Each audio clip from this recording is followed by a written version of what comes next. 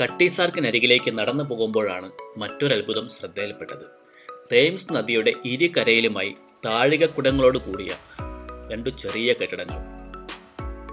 അപ്പോഴാണ് അറിഞ്ഞത് തേംസ് നദിയുടെ അടിത്തട്ടിനുമടിയിൽ കൂടി രണ്ട് കരയെയും തമ്മിൽ ബന്ധിപ്പിക്കുന്ന ഒരു നടപ്പാത നദിക്കടിയിലൂടെ കടന്നു പോകുന്നു. പ്രത്യേകം വീഡിയോയായി ചെയ്യാൻ മാത്രം പ്രാധാന്യം ഇല്ലെന്ന് തോന്നിയത് കൊണ്ടും കട്ടി സാർക്കിനടുത്തായത് കൊണ്ടും കട്ടി സാർക്ക് വീഡിയോയുടെ ഒപ്പം തന്നെ ചെയ്യാമെന്ന് വിചാരിച്ചു. 1902 ഗ്രെനച്ച് ഫുഡ് ടണൽ ആദ്യമായി തുറന്നു കൊടുക്കുന്നത്. കട്ടി സാർക്ക് ആവട്ടെ 1869. ആ ഉയരമുള്ള ബിൽഡിങ്ങുകളോട് കൂടിയ ഏരിയയാണ് കനാരി വാർഫ് എന്നറിയപ്പെടുന്ന ലണ്ടനിലെ പ്രധാനപ്പെട്ട ഒരു ബിസിനസ് കേന്ദ്രം.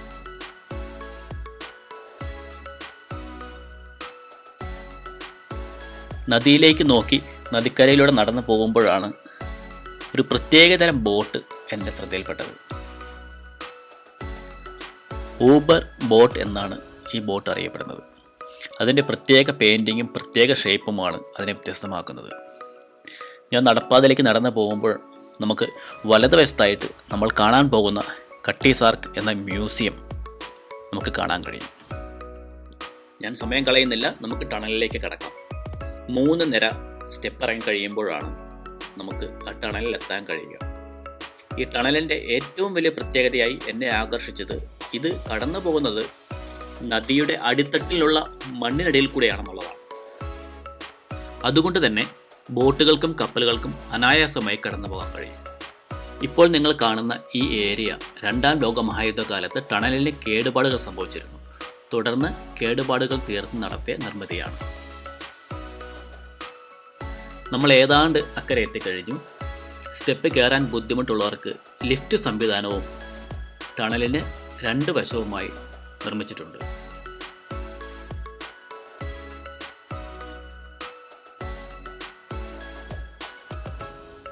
നമ്മൾ ടണലിന് അപ്പുറത്തേക്ക് എത്തിയിരിക്കുകയാണ്.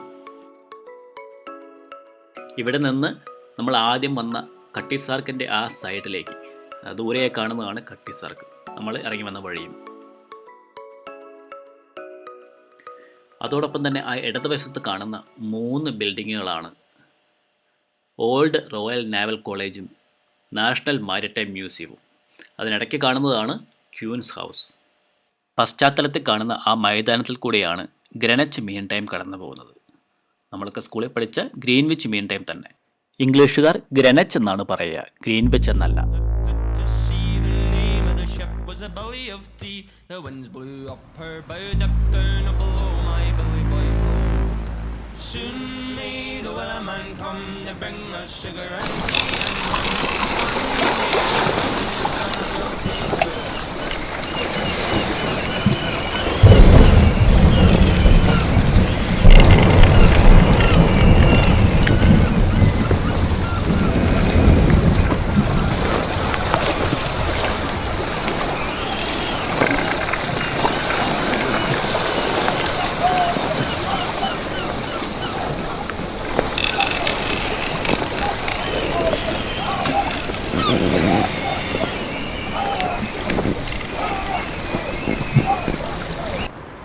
പായ്ക്കപ്പലുകളുടെ കാലത്തെ കടൽ യാത്ര നമുക്ക് ചിന്തിക്കാനാവുന്നതിനുമപ്പുറം ദുഷ്കരമായിരുന്നു. ആ കാലഘട്ടത്തിലെ ഏറ്റവും മോഡേൺ എന്നറിയപ്പെട്ടിരുന്ന കട്ടി സാർക്ക്, ഏറ്റവും വേഗത കൂടിയ പായ്ക്കപ്പലുകളിൽ ഒന്നായിരുന്ന കട്ടി സാർക്ക് ഇന്ത്യയിൽ നിന്നും ചൈനയിൽ നിന്നും തേയിലയുമായി ബ്രിട്ടനിലേക്ക് യാത്ര തിരിച്ചിരുന്നത്. പൂർണ്ണമായും കാറ്റിനെ ആശ്രയിച്ചുകൊണ്ടാണ് ഈ പായ്ക്കപ്പൽ പ്രവർത്തിച്ചിരുന്നത്. അതിനാൽ തന്നെ ഇതിന് മറ്റ് യന്ത്രഭാഗങ്ങളോ ഒന്നും തന്നെയില്ല. ആകെയുള്ളത് സ്റ്റിയറിങ്ങും ഗതി നിയന്ത്രിക്കുന്ന ഭാഗവുമായി ബന്ധിപ്പിക്കുന്ന കുറച്ച് ഗിയർ ലിവറുകളും മാത്രമാണ്.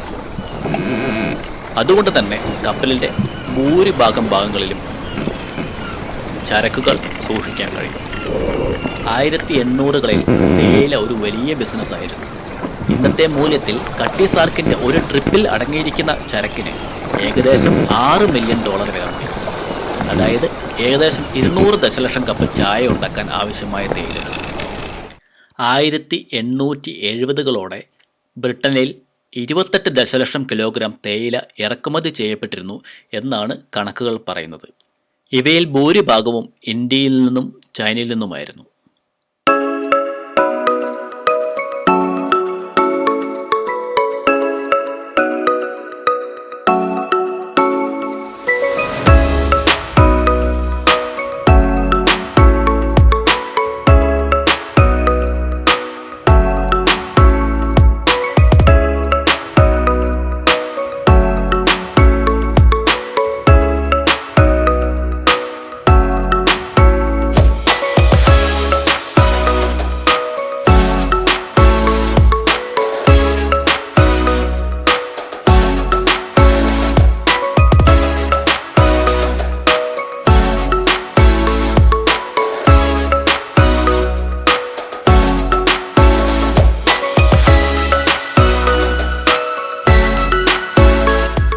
ഇതിലെയാണ് നമ്മൾ കപ്പലിലേക്ക് പ്രവേശിക്കുന്നത്. എൻട്രി ഫീസ് ആയിട്ട് എനിക്ക് കൊടുക്കേണ്ടി വന്നത് 60 പൗണ്ടാണ്. അതായത് ഏകദേശം 6000 രൂപയോളം. Main deck, Twain deck, lower hold എന്നിങ്ങനെ 3 നിലയാണ് ഈ കപ്പലിനുള്ളത്. അതോടൊപ്പം തന്നെ കപ്പലിൻ്റെ അടിഭാഗം കാണുന്നതിന് ഏറ്റവും താഴെയായി മറ്റൊരു ഭാഗം കൂടിയുണ്ട്. നമ്മൾ കയറി ചെല്ലുന്നത് കപ്പലിൻ്റെ ലോവർ ഹോൾഡിലേക്കാണ്. ഞാൻ മുൻപ് സൂചിപ്പിച്ചതുപോലെ ഈ കപ്പലിന് യന്ത്രഭാഗങ്ങളോ എഞ്ചിൻ റൂമുകളോ അങ്ങനെ ഒന്നും തന്നെ ഇല്ലാത്തതിനാൽ കപ്പലിൽ എല്ലായിടത്തും തന്നെ ചരക്കുകളാണ് സൂക്ഷിച്ചിരുന്നത്.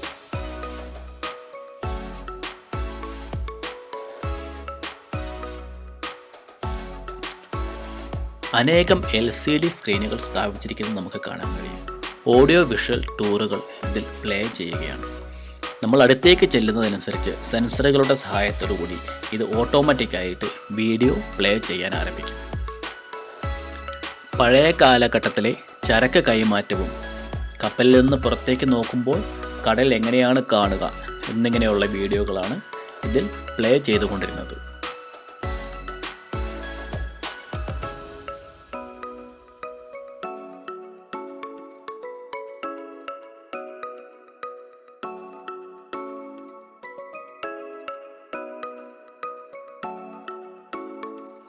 ഞാൻ അടുത്തേക്ക് ചെന്നപ്പോൾ അതുവരെ പ്ലേ ചെയ്തുകൊണ്ടിരുന്ന വീഡിയോ നിന്നിട്ട് തുടക്കം മുതലേ ഒരു വീഡിയോ പ്ലേ ചെയ്യാൻ ആരംഭിച്ചു. ചൈനയിലെയും ഇന്ത്യയിലെയും തേയിലത്തോട്ടങ്ങളിൽ സ്ത്രീകൾ പണിയെടുക്കുന്നതും തേയില നാമ്പുകൾ പറിക്കുന്നതുമാണ് ആ വീഡിയോയിലുണ്ടായിരുന്നത്.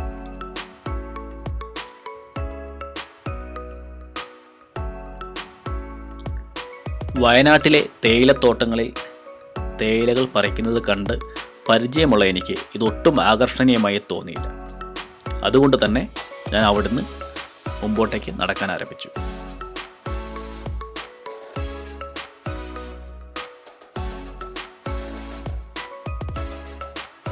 എനിക്ക് വലതുവശത്തായിട്ട് പണ്ട് കാലങ്ങളിൽ കപ്പലിൽ ലോഡ് ചെയ്തിരുന്ന തേയിലപ്പെട്ടികളുടെ അതേ മാതൃക ഉണ്ടാക്കി വച്ചിരിക്കുകയാണ്. തുടർന്ന് മുമ്പോട്ട് പോകുമ്പോൾ ഇടതുവശത്തായിട്ട് ഒരു സ്ക്രീനിൽ ഒരു വലിയ വീഡിയോ പ്ലേ ചെയ്യുന്നുണ്ട്.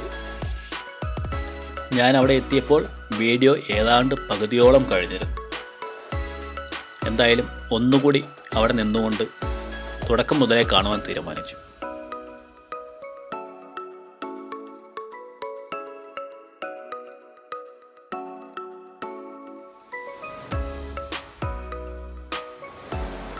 Welcome on board Cutty Sark. You're sitting in the lower hold, the main cargo space for the ship. Built by John Willis to serve the China tea trade in 1869, Cutty Sark went on to become known as the fastest ship in the world. Her speed was thanks to the sleek design of her hull, as well as her huge sail area. The white iron structure you can see around you is original, and 90% of the ship's wooden hull planks also date back to her working life as a Victorian cargo ship. Down here, in the lower hold, and on the Tween Deck above, 10,000 tea chests were loaded in China and brought back to London, a cargo that would be worth £18.5 million today, enough to make more than 200 million cups of tea. But Cutty Sark was driven out of the tea trade by the arrival of steamships, so she was sent to Australia from 1883 to collect wool instead. Every voyage she loaded enough wool to make 1.25 million woolly jumpers. Cutty Sark was famous across the world for her record-breaking passages. Her fastest recorded speed was 17.5 knots, around 20 miles per hour. She would take her wool cargo from Sydney to London in just 73 days, often travelling 300 miles in a single day. Averaging just 26 men, the ship's crew lived up on the main deck. Some were as young as 14 years of age, but they really made Cutty Sark truly fly, especially under the watch of Captain Richard Woodgett, master from 1885 to 1895. Cutty Sark travelled to ports right across the world and carried cargo of every type, from tea to wool, coal to cocoa beans, pianos to paper, and shoes to shark bones. Over her 52 years of service, Cutty Sark sailed 957,995 nautical miles. That's the same as going to the moon and back 2.5 times. In 1922, on her way to Lisbon, the ship was spotted in Falmouth by Captain Dowman, a retired sea captain who paid over the odds to buy Cutty Sark and restore her as a sail training ship, securing her survival into the 20th century. Since 1957, Cutty Sark has been open to visitors in Greenwich. A major conservation project to treat her fragile structure began in 2006. And despite a terrible fire the following year, the vast majority of her original structure survives. In her heyday, Cutty Sark was the fastest ship afloat. A much-loved icon of London, today she remains one of the most famous ships in the world.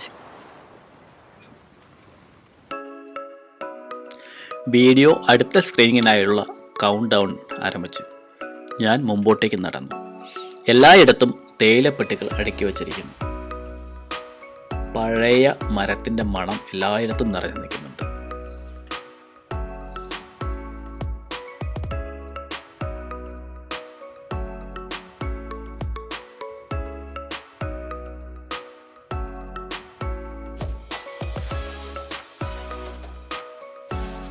കിഴക്കൻ രാജ്യങ്ങളായ ചൈനയിൽ നിന്നും ഇന്ത്യയിൽ നിന്നും തേയില ബ്രിട്ടനിലേക്ക് import ചെയ്യുന്നതോടൊപ്പം തന്നെ ഓസ്ട്രേലിയയിലേക്ക് ബിയറും മദ്യവും ഇന്ത്യയിലേക്കും ചൈനയിലേക്കും ആഭ്യന്തരം പ്രവർത്തിക്കുന്നതിനാവശ്യമായ കൽക്കരിയും export ചെയ്യുകയും ചെയ്തുകൊണ്ടിരുന്നു.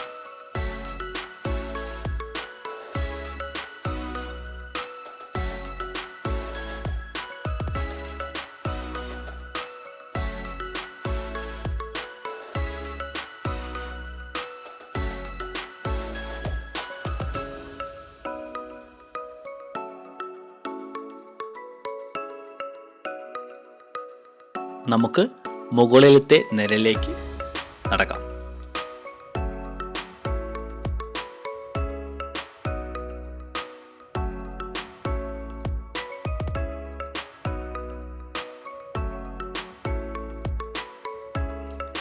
ട്വീൻ ഡെക്ക് എന്ന നടുക്കത്തെ നിലയിലേക്കാണ് നമ്മൾ ചെല്ലുന്നത്.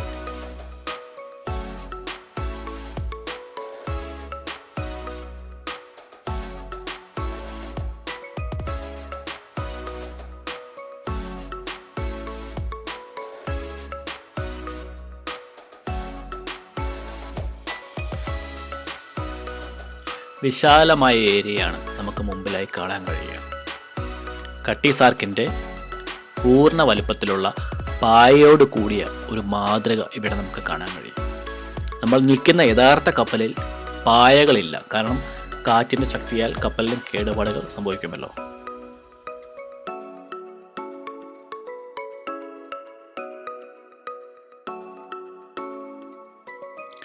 ആ കാലങ്ങളിൽ കപ്പലിൽ ലോഡ് ചെയ്തിരുന്ന വലിയ ഒരു ലോഡ് ചാക്കിൻ്റെ മാതൃകയാണ് ഇവിടെ കാണുന്നത്.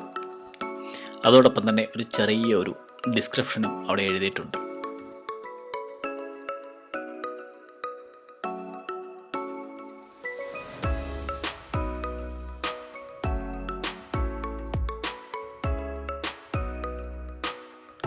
അന്നത്തെ കാലത്ത് കപ്പലിൽ ഉണ്ടായിരുന്ന ചില വസ്തുക്കൾ ഇന്നും അതുപോലെ തന്നെ കപ്പലിൽ സൂക്ഷിച്ചിരിക്കുകയാണ്.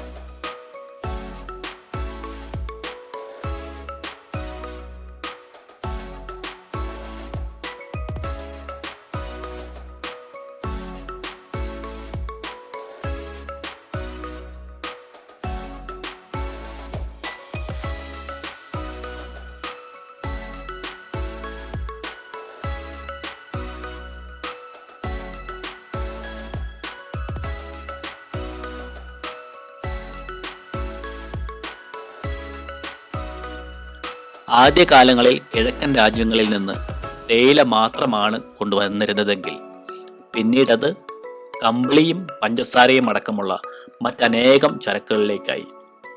അങ്ങനെയുള്ള ചരക്കുകളുടെ ഒരു ലിസ്റ്റാണ് ഇവിടെ എഴുതി വച്ചിരിക്കുന്നത്.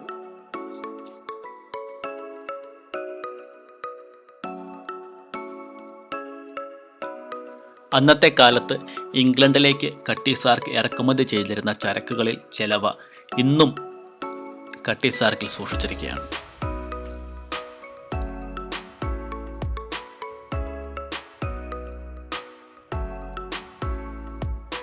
കാറ്റിൻ്റെ ദിശയനുസരിച്ച് സഞ്ചരിക്കുമ്പോൾ വടക്ക് നോക്കിയന്ത്രത്തെയാണ് ഏറ്റവും കൂടുതലായി കപ്പലുകൾ ആശ്രയിച്ചിരുന്നത്. ഇന്നും ആധുനിക കപ്പലുകളിലും വടക്ക് നോക്കിയന്ത്രമുണ്ട്. കട്ടി സാർക്കിൽ അന്ന് ഉപയോഗിച്ചിരുന്ന വടക്ക് നോക്കിയന്ത്രമാണിത്.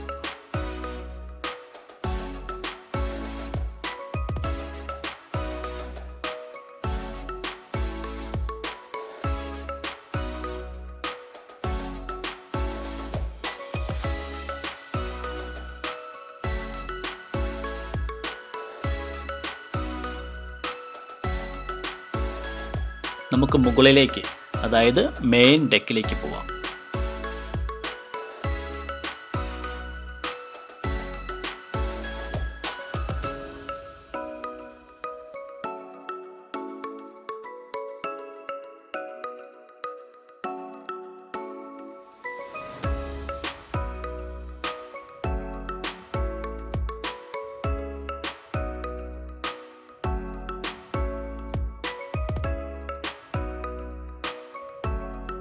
ഈ വീഡിയോയുടെ തുടക്കത്തിൽ നിങ്ങൾ കണ്ടിരിക്കുമല്ലോ, പായ്ക്കപ്പലിലുള്ള ജോലിക്കാരുടെ ജീവിതം എത്രമാത്രം ദുസ്സഹമായിരുന്നു. പായ്മരങ്ങളിൽ കയറി പായകൾ ചുരുട്ടുന്നതിനിടയിൽ അനേകം പേർ മരിച്ചിട്ടുണ്ടാവും. അക്കൂട്ടത്തിൽ മരിച്ച ഒരാളുടെ പേര് വിവരങ്ങളാണ് ഇവിടെ രേഖപ്പെടുത്തിയിരിക്കുന്നത്.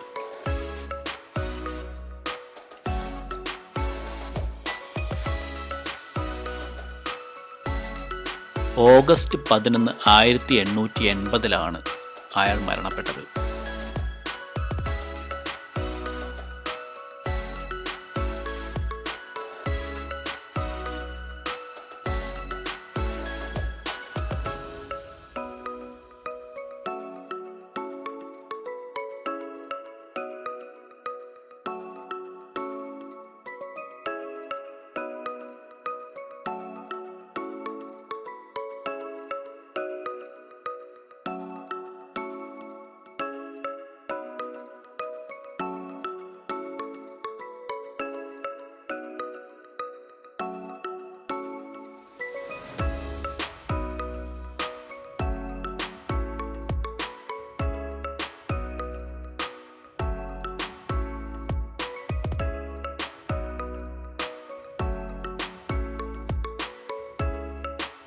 ഇനി മുമ്പോട്ടാണ് കപ്പലിലെ ജോലിക്കാർ ജോലി ചെയ്യുകയും താമസിക്കുകയും ചെയ്തിരുന്ന മുറികൾ കാണാൻ കഴിയുക.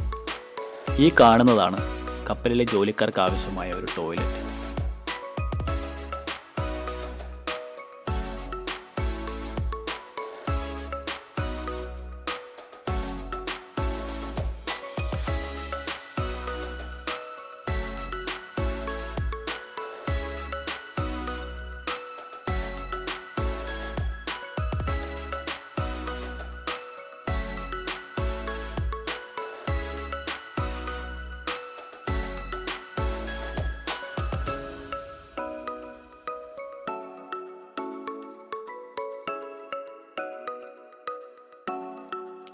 സോഷ്യൽ ഡിസ്റ്റൻസിങ് ആവശ്യമുള്ളതുകൊണ്ടും ഇടുങ്ങിയ ഒരു ഏരിയ ആയതുകൊണ്ടുമാണ് എല്ലാവരും ക്യൂ നിൽക്കുന്നത്.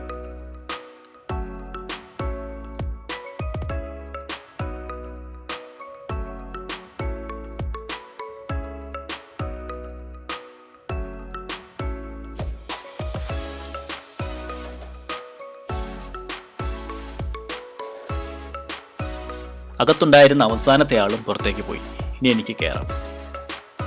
കാറ്റിൻ്റെ ദിശ അനുസരിച്ച് പായകൾ ചുരുട്ടുകയും നിവർത്തുകയും ചെയ്യേണ്ടത് ആവശ്യമാണ്. അതുകൊണ്ട് തന്നെ ഈ ജോലിക്കാർ ഏത് സമയവും വിളിക്കപ്പെടാം. അൺസ്കിൽഡ് ആയിട്ടുള്ള, അതായത് പ്രത്യേകതരം എക്സ്പീരിയൻസ് ഒന്നും ആവശ്യമില്ലാത്ത തരത്തിലുള്ള ജോലിക്കാർ വിശ്രമിച്ചിരുന്ന റൂമുകളാണിത്.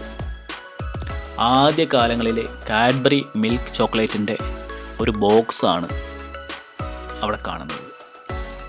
അതോടൊപ്പം തന്നെ മഷിക്കുപ്പി, വായിച്ചിരുന്ന പുസ്തകങ്ങൾ എന്നിവയും കാണാം.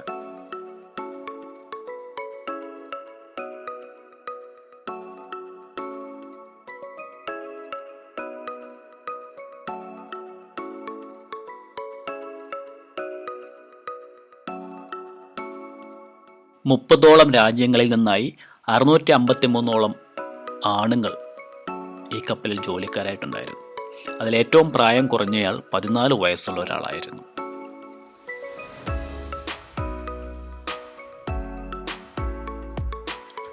കട്ടി സാർക്കിൻ്റെ ഒഫീഷ്യൽ ലോഗാണ് ഈ കാണുന്നത്.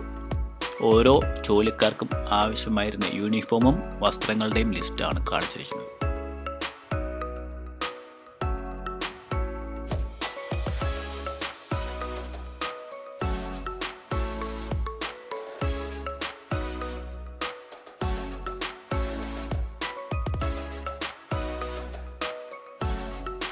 സീമാൻ എന്നറിയപ്പെടുന്ന ജോലിക്കാരുടെ വസ്ത്രങ്ങളാണ് ഈ കാണുന്നത്. പരുത്തിയിലാണ് അവ നിർമ്മിച്ചിരിക്കുന്നത്. ഈ ഇടനാഴിയുടെ 2 സൈഡിലായും ആളുകൾക്ക് വിശ്രമിക്കുന്നതിനാവശ്യമായ കട്ടിലാണ് കാണുന്നത്. കടൽ കോളിൽപ്പെട്ട് ആളുകൾ താഴേക്ക് വീഴാതിരിക്കാൻ വേണ്ടി സൈഡിലായി ഒരു തടയുമുണ്ട്.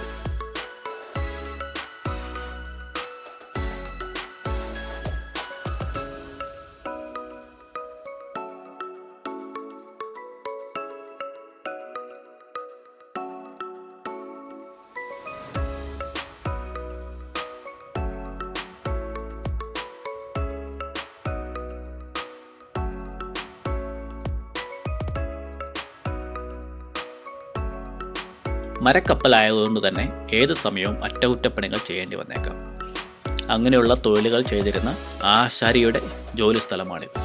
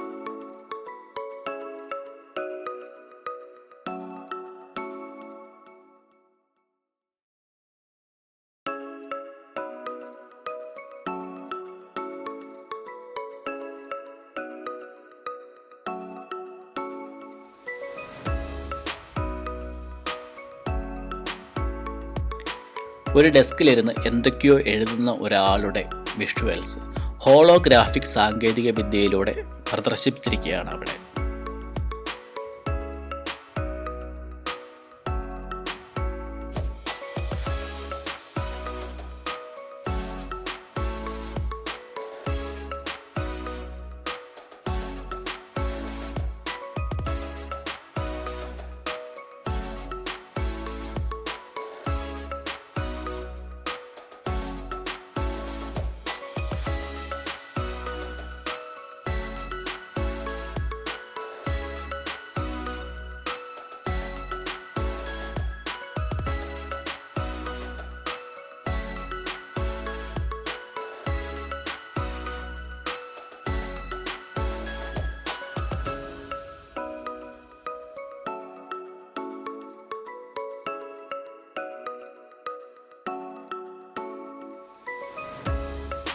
അകത്തെന്താണെന്ന് അറിയാൻ വേണ്ടി ഒന്ന് എത്തി നോക്കിയതാണ്. പക്ഷെ മുമ്പിൽ കൂടെ നമുക്ക് പോയി കഴിഞ്ഞാൽ അതിലേക്ക് ഇറങ്ങി വരാൻ കഴിയും.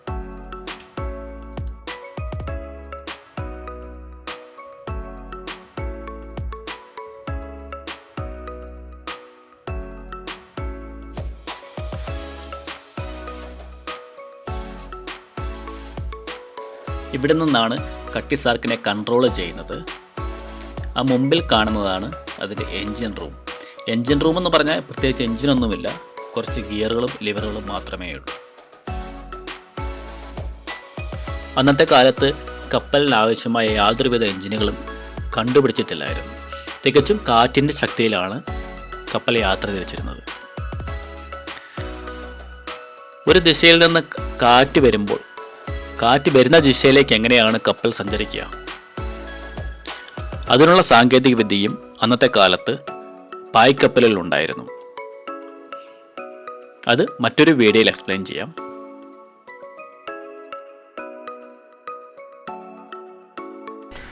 നമുക്കിനി കട്ടി സാർക്കിൻ്റെ മാസ്റ്റർ ക്യാബിനിലേക്ക് ഒന്ന് പോയി നോക്കാം. ഇവിടുന്ന് താഴേക്കുള്ള വഴിയാണ് മാസ്റ്റർ ക്യാബിൻ. ഇവിടെയാണ് ഇതിൻ്റെ ചീഫ് ക്യാപ്റ്റൻ അങ്ങനെയുള്ള ആൾക്കാരൊക്കെ, നാവിഗേഷൻ റൂം ഇതൊക്കെ എവിടെയാണ് കാണുന്നത്. നമുക്ക് താഴേക്ക് ഇറങ്ങി നോക്കാം.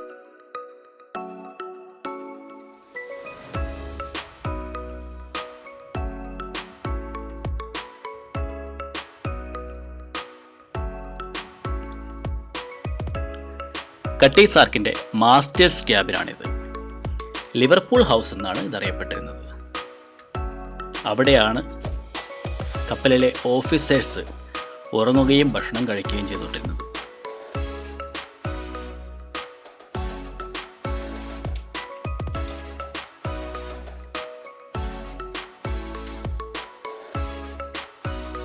നമ്മുടെ ഇടതുവശത്ത് കാണുന്നതാണ് ചീഫ് ക്യാപ്റ്റൻ്റെ ക്യാബിൻ. അവിടെയാണ് അദ്ദേഹം ഉറങ്ങിയിരുന്നത്. ഉറങ്ങുമെന്ന് പറയുമെങ്കിൽ തന്നെയും കപ്പലിൻ്റെ ദിശ മാറ്റുകയും അപ്രതീക്ഷിതമായി വന്നിരുന്ന കാലാവസ്ഥ വ്യതിയാനങ്ങൾക്കനുസരിച്ച് ഏത് സമയവും എണീക്കേണ്ട ആവശ്യം വരുമായിരുന്നു. Masters most of the time കപ്പലിൻ്റെ ഡെക്കിലായിരിക്കും സമയം സ്പെൻഡ് ചെയ്യുക. പക്ഷെ എപ്പോഴൊക്കെയാണ് ഉറങ്ങാൻ പറ്റുക, അങ്ങനെ കിട്ടുന്ന സമയത്തിനനുസരിച്ചാണ് അവർ ഉറങ്ങിയിരുന്നത്. ഈ കാണുന്ന വലിയ റൂമാണ് മാസ്റ്റേഴ്സ് സലൂൺ. കട്ടി സാർക്കിലെ ഏറ്റവും ലക്ഷറീസ് ആയ സ്പേസ് ആണിത്. ഇവിടം നിർമ്മിച്ചിരിക്കുന്നത് മഹാഗണി എന്ന മരവും മാപ്പിൾ വുഡ് എന്ന മരവും ഉപയോഗിച്ചാണ്. ചില ഭാഗങ്ങളിൽ ഗോൾഡ് കാർവിങ്ങും കാണാൻ കഴിയും. നടുക്ക് കാണുന്ന ആ വലിയ ടേബിളിലിരുന്നാണ് കപ്പലിൻ്റെ റൂട്ടും ട്രാക്കും നിലവിലുള്ള ലൊക്കേഷനും അവർ നിശ്ചയിച്ചിരുന്നത്. മാപ്പും ചാർട്ട്സും മറ്റ് അസ്ട്രോണമിക്കൽ ഡീറ്റെയിൽസും ഉപയോഗിച്ചിരുന്നതെല്ലാം ഈ ടേബിളിൽ നിന്നായിരുന്നു. മഹാഗണി എന്ന് കേൾക്കുമ്പോൾ കേരളത്തിൽ നിന്നായിരിക്കും ഇത് കൊണ്ടുപോയിരുന്നതെന്നോർത്ത് ആരും അഭിമാനം കൊള്ളണ്ട. 1760കളിൽ 90% മുകളിൽ മഹാഗണി ഇംഗ്ലണ്ടിലേക്ക് ഇമ്പോർട്ട് ചെയ്തിരുന്നത് ജമൈക്കയിൽ നിന്നായിരുന്നു.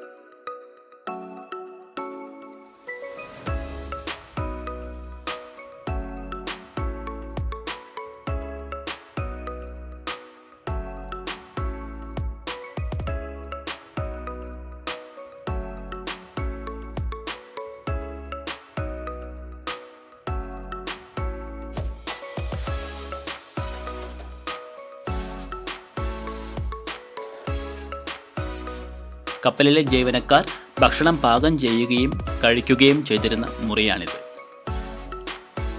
കപ്പലിൽ ഭക്ഷണം പാകം ചെയ്യാനായി ഡെക്കിൽ കോഴിയെയും ടർക്കിയെയും ഒക്കെ വളർത്തിയിരുന്നു. കുറച്ചുകൂടി കഴിയുമ്പോൾ ഇത് നമുക്ക് കാണാൻ കഴിയും.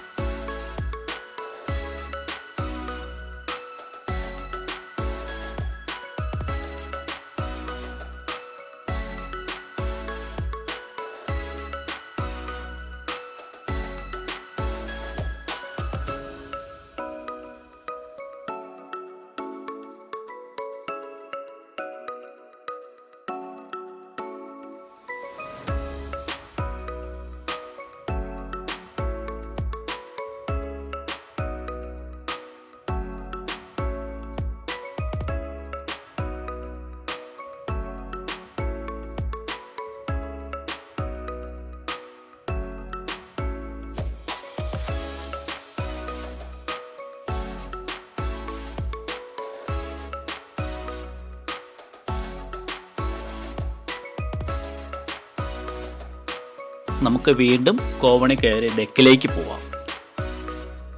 നേരത്തെ സൂചിപ്പിച്ചതുപോലെ ഭക്ഷണം പാകം ചെയ്യുന്നതിനായി കോഴിയെ വളർത്തുമെന്ന് പറഞ്ഞല്ലോ, അതാണ് ഇനി കാണാൻ പോകുന്നത്.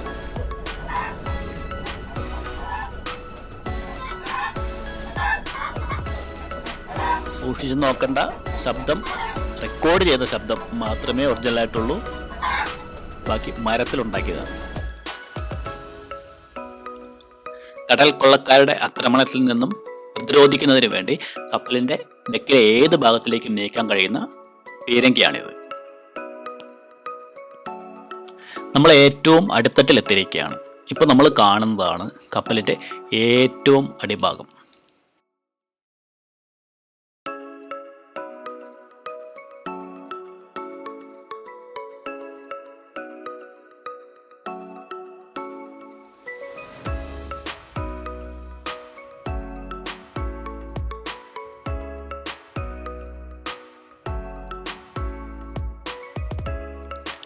ഇപ്പോൾ നിങ്ങൾ കാണുന്നതാണ് മർച്ചന്റ് ഷിപ്പ് ഫിഗർ ഹെഡിൻ്റെ ലോകത്തിലെ ഏറ്റവും വലിയ കളക്ഷൻ.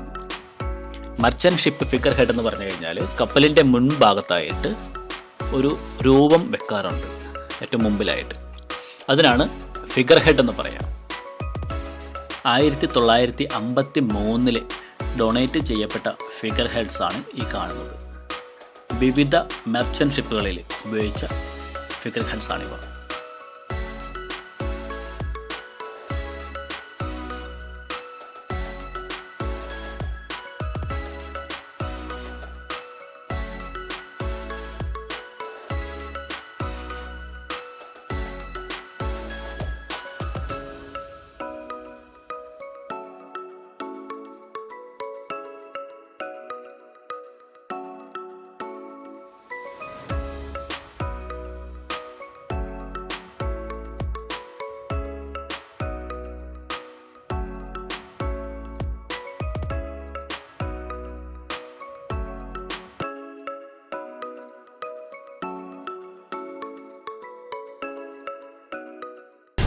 കട്ടി സാർക്ക് ആയിരുന്നു ആ കാലഘട്ടത്തിലെ ഏറ്റവും വേഗതയേറിയതും പ്രശസ്തവുമായ മർച്ചന്റ് ഷിപ്പ് അഥവാ വ്യാപാര കപ്പലെങ്കിൽ, ഇനി നിങ്ങൾ അടുത്ത വീഡിയോയിൽ കാണാൻ പോകുന്നതാണ് ആ കാലഘട്ടത്തിലെ ഏറ്റവും ഫേമസ് ആയ പ്രശസ്തമായ വാർഷിപ്പ് അഥവാ യുദ്ധക്കപ്പൽ.